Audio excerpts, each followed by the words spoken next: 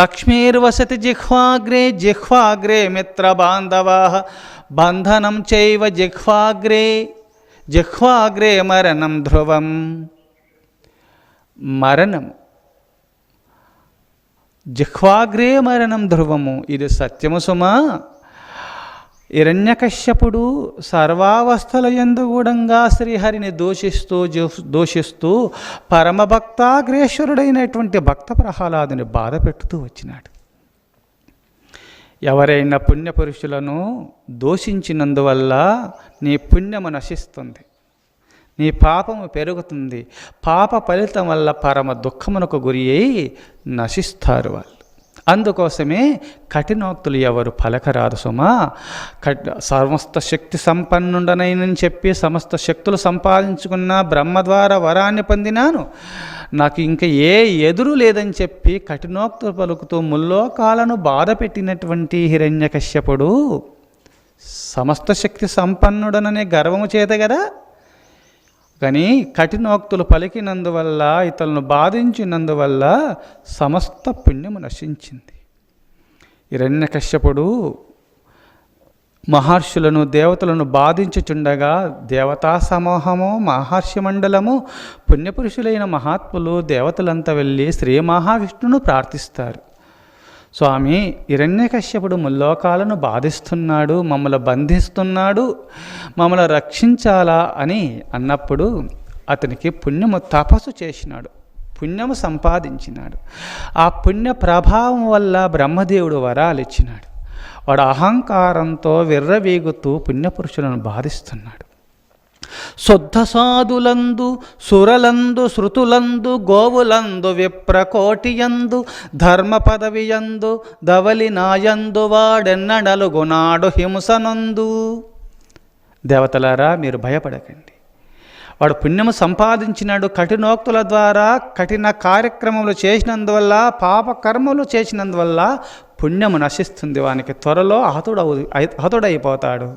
ఎందుకంటే శుద్ధ సాధులందు సురలందు శృతులందు గోవులందు విప్రకోటియందు ధవలి నాయందు ధర్మ పదవియందు వాడెన్నడలుగునాడు హింసనందు. అందుకోసమే శుద్ధ స్వరూపులైన పరమ గుణాతీతులైనటువంటి పుణ్యపురుషులైన పరమ భక్తాగ్రేషులను సాధు పురుషులను ఎప్పుడైతే దూషిస్తారో, బాధ పెట్టుతూ ఉంటారో, స్వరులను నిందిస్తూ ఉంటారో, యజ్ఞయాగాదులు చేయకుండా వాళ్ళను బంధిస్తూ ఆవిర్భాగాలు వారు స్వీకరిస్తున్నాడు మీది. అందుకోసం మిమ్మల్ని దూషిస్తున్నాడు. పుణ్యపురుషుడైనటువంటి భక్త ప్రహ్లాదుని బాధ పెడుతున్నాడు. గోవులను ఎప్పుడు హింసిస్తుంటాడో, ధర్మదేవతను ధర్మ మార్గము నుండి చ్యుతుడై అధర్మ మార్గంలో పోతూ ధర్మ మార్గంలో పోకుండా అధర్మ మార్గంలో ఎప్పుడు పయనిస్తుంటాడు. ధవలి నాయందు నన్ను ఎప్పుడు దూషిస్తుంటాడో, నన్ను నిందిస్తుంటాడో, నా నామ సంకీర్తన చేయకుండా చేసేవారిని బంధించి బాధ పెట్టుతూ ఉంటాడు. అప్పుడే అతన్ని నేను వధిస్తా, సమస్త పుణ్యము నశిస్తుంది, పాపం పెరుగుతుంది, ఎవరి పాపమే వారిని దహింపచేస్తుంది. దేవతలారా, కొంచెం ఓపిక పట్టుకోండి అన్నాడు శ్రీ మహావిష్ణువు. ఎంత తపస్సు చేసినాడు హిరణ్యకశ్యపుడు. ఆ తపస్సుకు మెచ్చి బ్రహ్మదేవుడే హిరణ్యకశ్యపుని పొగిడినాడు. ఓ సురారి కులేంద్ర నీ క్రియ ఉగ్రమైన తపంబుమున్ చేసి చూపిన వారు లేరిక చేయువారును లేరులే. నీ సమాధికి మెచ్చి తిని నీ అభీష్టములెత్తునా యాశమేటికి లెమ్ము వేగ మహాత్మ కోరుము కోరికల్. ఓ సురారి కులేంద్ర నీ క్రియ ఉగ్రమైన తపంబుమున్ చేసి చూపిన వారు లేరిక చేయువారును లేరులే. నీ సమాధికి మెచ్చి తిని నీ సమాధికి మెచ్చి తిని నీ సమాధికి మెచ్చినాను. నీ అభీష్టములెత్తు నా యాశమేటికి లెమ్ము వేగ మహాత్మ కోరుము కోరికల్ అని బ్రహ్మదేవుడే శ్లాఘించినాడు, పొగిడినాడు. అట్టి తపస్సులు చేసుకొని అట్టి పుణ్యమును ఆర్జించినటువంటి హిరణ్యకశ్యపుడు పుణ్యపురుషులను బాధించినందువల్ల, కఠినోక్తులు పలికినందువల్ల అట్టి తపస్సు సమస్తము నశింప చేసుకున్నాడు. ఆఖరిలో దుర్గతి పాలైపోయినాడు, దుర్మరణం పాలైపోయినాడు. చూశారా, కఠినోక్తులు ఎలాంటివో, తియ్యటి మాటలు ఎలాంటివో. అందుకోసము సర్వావస్థల యందు గుడంగా మనం తీయటి మాటలు పలుకుతుండాలా. కఠినోక్తులు పలకరాదు సుమా. కఠినోక్తులు పలికినందువల్ల ఏమైపోయినాడు, ఆఖరిలో నాకు మృత్యుంజయుణ్ణి, నాకు మృత్యువే లేదు, నాకు సమస్త దేవతలు తలలు వంచుతున్నారు. అందుకోసమే భక్త ప్రహ్లాద, నువ్వు ఏ హరిని ప్రార్థించకు, ఏ దేవతలను ప్రార్థించకు.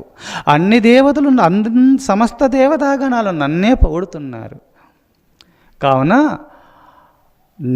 హరిని స్మరిస్తువా, నిన్ను కొట్టుతా తిట్టుతని చెప్పి మారణహోమము కలిగించినాడు. భూమిలో పాతిపెట్టినాడు, అగ్నిలో వేయించినాడు, నూనె కడాయిలో వేయించినాడు, కులపర్వతాల నుంచి కిందికి త్రోయించినాడు, సముద్రంలో వేయించినాడు, ఏనుగుల ద్వారా తొక్కించినాడు, నాగుపాముల ద్వారా కరిపించినాడు, విషము త్రాపించినాడు. ఎన్ని చేసినా సరే ఆ భగవన్నామము తన నాలుకపైన ఉన్నది. కావున భగవన్నామము పవిత్రమైన నామాన్ని పలుకుతున్నాడు కావున మృత్యుంజయుడైనాడు భక్త ప్రహ్లాదుడు. ఏ భగవన్నామమునకు ఎంత శక్తి ఉందో గ్రహించండి మీరు. అందుకోసమే దిక్కుల జయించితి నన్నియు దిక్కొవ్వడు రోరి నీకు, దేవేంద్రాదులు దిక్కులు రాజులు దిక్కెరుగక కొలతెరెతడే దిక్కని నన్ను. దిక్కులు జయించితి నన్నియు దిక్కొవ్వడు రోరి నీకు, దేవేంద్రాదులు దిక్కులు రాజులు సమస్త రాజులందరూ కూడా దిక్కెరుగక కొలతరితడే దిక్కని నన్ను. సమస్త దిక్పాలకులు, సమస్త దేవతాగణాలు హిరణ్యకశ్యపుడే మా దేవుడని పొగుడుచుండగా నీకు ఇంకో దేవుడున్నాడా, నేనే దేవుణ్ణి, నన్నే స్మరించు అని చెప్పి కఠినోక్తులు పలుకుతూ, కఠినోక్తుల ద్వారా, కఠినమైనటువంటి మాటల ద్వారా ఇతరులు మార్చుకోవాలని చూస్తారు. అది సాధ్యం కాదు. తీయటి మాటల వల్ల రాళ్ళు కూడా కరుగుతాయి, క్రూర జంతువులు కూడా, అజ్ఞానులు కూడా మారుతారు. కానీ కఠినోక్తుల ద్వారా ఎవరిని మార్చలేరు ఈ సృష్టిలో. పవిత్రమైన వాక్కుల ద్వారా అందరినీ మార్చగలుగుతారు. అందుకోసమే ప్రహ్లాద, ఎవరిని స్మరించొద్దు. నుండి తండ్రి, నేను అన్ని లోకాలను జయించినాను, అందరూ నన్నే పొగుడుతున్నారు అని ఏదో నువ్వు ప్రగల్భాలు పలుకుతున్నావు. అది నామ మాత్రమే. కానీ నీలో ఉన్నటువంటి కామ, క్రోధ, లోభ, మోహ, మదము, ఆశ్చర్యములను జయించినావా? లోకములన్నీయున్ గడియలోన జయించిన వాడవు, ఇంద్రియానీకము నీ చిత్తమును గెలువనేరవు.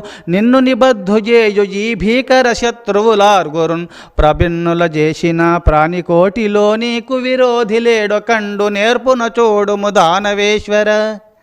తండ్రి, కామ, క్రోధ, లోభ, మోహ, మదము, ఆశ్చర్యములను జయిస్తే, ఆ భగవత్ చింతన చేస్తే నువ్వు ప్రసన్నవదనుడవై అవని కఠినోక్తులు పలుకవు తండ్రి. కఠినోక్తులు నువ్వు రావు. అట్టి కామ, క్రోధ, లోభ, మోహ, మదము, ఆశ్చర్యములను జయించలేదు, దానికి దాసుడవైనావు. నీ మనసుకు నువ్వు దాసుడవైనందువల్ల నువ్వేదో గొప్పవాని అనుకుంటున్నావు. లోకాలను జయించిన అంటున్నావు, కానీ నీ ఇంద్రియాలను జయించలే, నీ మనసును జయించలే, నువ్వు పెద్ద గణును అనుకుంటున్నావని నవ్వినాడు భక్త ప్రహ్లాదుడు. చూచారా, లోకాలను జయించిన వారు గొప్పవారు కారు, మనసును జయించిన వారు గొప్పవారు. అందుకోసమే భక్త ప్రహ్లాదుడు మనసును జయించినాడు. మాధవుని యొక్క కరుణకు పాత్రుడైనాడు మనసును జయించినందువల్ల. మనసుకు, ఇంద్రియాలకు దాసుడైనందువల్ల మానవాళి చేత దూషింపబడ్డాడు. ఆనాడు, ఈనాడు, ఇంకా మునుముందు కూడా దూషింపబడతాడు హిరణ్యకశ్యపుడు. తప్పదు అది. అందుకోసము కఠినోక్తులు పలికినందువల్ల ఎట్టి దుర్గతి పొందుతున్నారు. తియ్యటి మాటలు పలుకుతూ శ్రీహరిని ప్రార్థించినందువల్ల ఏ గతి పొందుతున్నారు. పరమభక్తాగ్రేశ్వరుల యొక్క చరిత్ర మీరు చూడండి. అందుకోసమే కఠినోక్తులు పలికినందువల్ల శిశుపాల, దంత వక్త్రాదులు ఏమైనారు, కీచకుడు ఏమైనాడు, రావణ, కుంభకర్ణాది రాక్షసులు ఏమైనారు. ఇంకా కఠినోక్తులు పలుకుతున్నటువంటి వారికి జీవితము వాళ్ళు సరిదిద్దుకోలేరు. జీవితం ప్రళయమున గురి అవుతుంది. మంచి మాటలు పలుకుతూ ఆ మాధవుని స్మరించినందువల్ల ప్రళయకాలము నుండి విముక్తులు పొందుతారు వాళ్ళు. అందుకోసమే ఈనాడు లక్ష్మీర్వసతి జిహ్వాగ్రే మిత్ర బాంధవాః, జిహ్వాగ్రే బంధనము చైవ జిహ్వాగ్రే మరణం ధ్రువం. నీ నాలుకలోనే మరణమున్నది, నీ నాలుకలోనే నరకమున్నది, నీ నాలుకలోనే స్వర్గమున్నది, నీ నాలుకలోనే మోక్షము ఉన్నది. అందుకోసమే నాలుకను అదుపులో పెట్టుకోండి. నాలుకను అదుపులో పెట్టుకున్నటువంటి వారికి అన్ని సిద్ధిస్తాయి. హరే కృష్ణ కృష్ణ కృష్ణ హరే హరే. ఓం శివాయ నమః. ఓం నమః శివాయ. ఓం మాతా చ పార్వతీ దేవి పితా దేవో మహేశ్వరః. బాంధవాసు భక్తా చ స్వదేశో భువనత్రయం. మాతా పద్మావయా దేవి పితా దేవో జనార్దన. బాంధవా విష్ణు భక్తా చ స్వదేశో భువనత్రయం. మాతా సరస్వతీ దేవి పితా దేవో పితామహః. బాంధవా బ్రహ్మ భక్తా చ స్వదేశో భువనత్రయం. ఓం మాతృదేవో భవ, పితృదేవో భవ, ఆచార్య దేవో భవ, అతిథి దేవో భవ. ఓం దేవస్య ధీమహి ధియో యో నః ప్రచోదయాత్. సత్యంతవర్తేన పరిశుంచయామి. అమృతమస్తు అమృతోపస్తరణమసి. ఓం శ్రీ సద్గురు పరబ్రహ్మణే నమః. మహానైవేద్యం నివేదయామి. ఓం ఐతులాదంతది. ఓం ప్రాణాయ స్వాహ, ఓం అపానాయ స్వాహ, ఓం యానాయ స్వాహ, ఓం ఉదానాయ స్వాహ, ఓం సమానాయ స్వాహ. మధ్య మధ్య పానీయం సమర్పయామి. హస్తో ప్రక్షాళయామి, పాదౌ ప్రక్షాళయామి. నైవేద్యం సమర్పయామి. నైవేద్య సమనానంతరే శుద్ధాచమనీయం సమర్పయామి. అందరూ నీళ్ళు తీసుకొని పూజ చేస్తే 3 సార్లు అర్పించండి. ఓం బ్రహ్మార్పణం బ్రహ్మావిహే బ్రహ్మాగ్నో బ్రహ్మణాహుతం బ్రహ్మైవతేన గంతవ్యం బ్రహ్మకర్మ సమాధినా. ఓం శ్రీ అన్నపూర్ణ మాతాకి. ఓం శ్రీ పార్వతీ పరమేశ్వరులకి. ఓం శ్రీ లక్ష్మీ నారాయణులకి. ఓం శ్రీ వాణి బ్రహ్మదేవులకి. ఓం శ్రీ గండి వీరాంజనేయ స్వామికి. ఓం మహర్షి సద్గురు శ్రీ శ్రీ శ్రీ దేవానంద స్వాముల వారికి. ఓం మహర్షి సద్గురు శ్రీ శ్రీ శ్రీ మలయాళ స్వాముల వారికి. ఓం నమో పార్వతీ పతయే హర హర మహాదేవ శంభో. అందరూ భోజనం చేస్తారు.